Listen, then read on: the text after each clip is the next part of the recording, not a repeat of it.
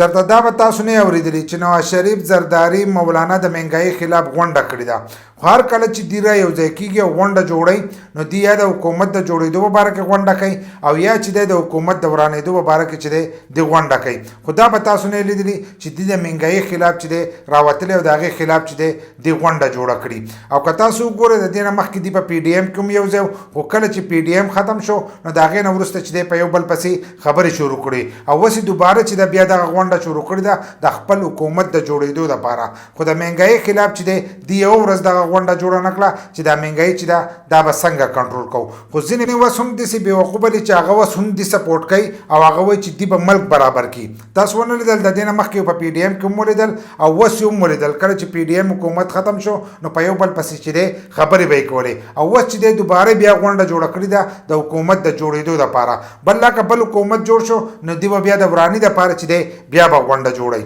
نو کم کسان چې دی سپورټ کوي نو لږ سوچ به دې باندې وکړئ